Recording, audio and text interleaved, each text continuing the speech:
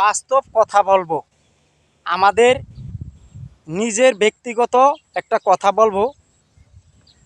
আমার আব্বার আপন ভাতিজা, নাম হইল শহীদ। আমাদের গ্রামে 2 করা জমিন আছে।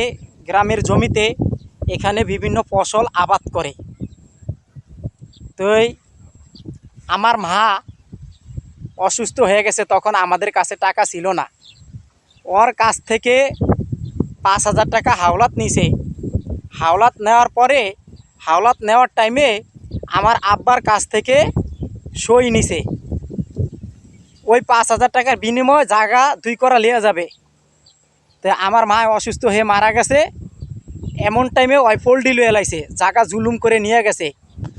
জুলুম করে আমগো জায়গাটা নিয়ে গেছে আমার স্বাস্থ্য ভাই, মানে আমার আব্বার ভাতিজা, নাম হইল শহীদ। ওর কোনো টাকা পয়সার কোনো অভাব নাই, বুঝছেন ভাই। তো জুলুম করে ওই জায়গাটা সই করে লিয়ে গেল আমার মার কাছ থেকে, বাপের কাছ থেকে। মানে আমার মা মারা যাওয়ার পরে 1 মাস পরে কইছে কি, চাচি আমাকে জায়গা লেখা দিয়ে গেছে।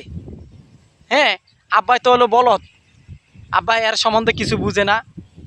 তো যাই হোক গেছে।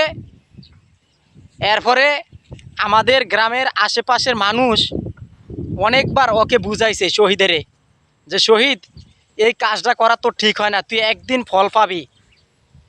তোর কিছুদিন আগে একটা মাইয়া ক্যান্সার হয়ে মারা গেছে, এবং কি তোর ফোলা এর আগে কিডনিতে সমস্যা হয়েছে, তুই ভুগছস, তুই আদমের ব্যবসা করস। তোর আপন চাচা চাচি গরিব ভাই, আমাদের কোনো সয় সম্পত্তি নাই।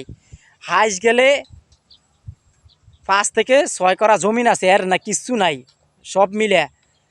তো এই সয় সম্পত্তি জোর করে আমার স্বাস্থ্য ভাই আমাদের কাছ থেকে, আমার বাবার কাছ থেকে, মার কাছ থেকে জোর করে নিয়ে গেল।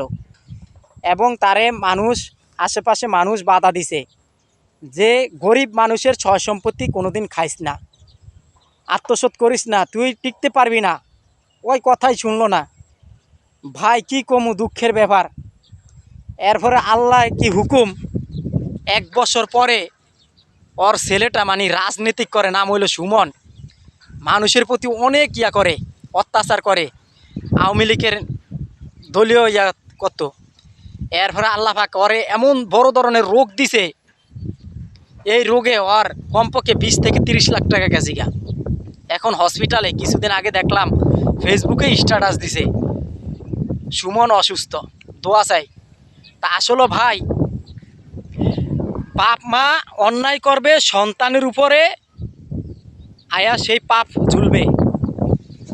বাপ মায় অন্যায় করবে, সন্তান অসুস্থ হয়ে ভুগবে, এটা বাস্তব কথাটা বলছি।